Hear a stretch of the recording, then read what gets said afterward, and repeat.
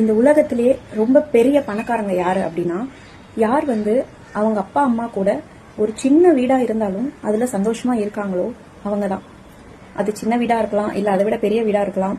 ஆனா நம்மளோட அப்பா அம்மா நம்ம கூட இருக்காங்க அப்படின்னா நீங்க தாங்க இந்த உலகத்தோட ஒரு பணக்காரர். அதை விட மல்டி மில்லியனர் யார் தெரியுமா? நான் ஜெயிக்கிறத எங்க அப்பா பாக்குறாரு, எங்க அம்மா பாக்குறாங்க. நான் ஜெயிச்சு காட்டிட்டேன் அவங்க முன்னாடி. என் புள்ள ஜெயிச்சுட்டான், என் மக ஜெயிச்சுட்டான் அப்படின்னு நம்மளோட வெற்றிய நம்ம அம்மா அப்பாவுக்கு காட்டுற குழந்தைகளும் நம்மளோட வெற்றிய கொண்டாடுற பேரண்ட்ஸும் தான் இந்த உலகத்தோட பெரிய பெரிய பணக்காரங்க. ஸோ நான் இந்த வீடியோல ஏன் இதை சொல்றேன் அப்படின்னா, இன்னைக்கு எங்க அப்பா அம்மாவோட வெட்டிங் டே. ஸோ வழக்கமா இந்த வெட்டிங் டே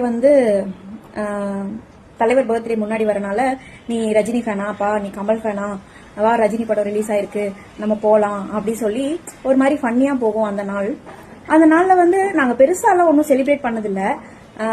அதிகபட்சம் ஒரு ஹோட்டல் போவோம், இல்லாட்டி அது கூட போக மாட்டோம். ஏன்னா வழக்கமா வெட்டிங் டே அப்பதான் நிறைய சண்டை போடுவாங்க.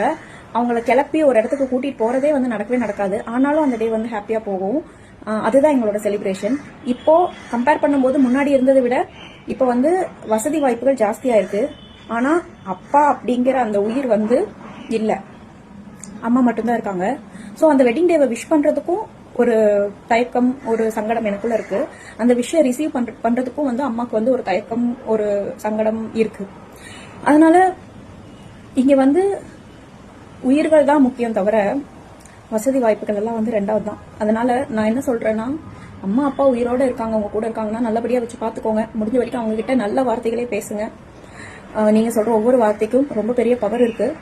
அப்புறம் அவங்க இருக்கும்போதே ஜெயிச்சிருங்க. அது ஒரு வீடு வாங்குறதா இருக்கட்டும், ஒரு கார் வாங்குறதா இருக்கட்டும், அவங்க இருக்கும்போதே வாங்கி அதை அவங்கள வச்சு அனுபவிச்சிருங்க. அதுதான் உங்களோட பெரிய பெரிய வெற்றி. அதுதான் நான் இந்த வீடியோல சொல்லணும்னு நினைச்சேன். நன்றி.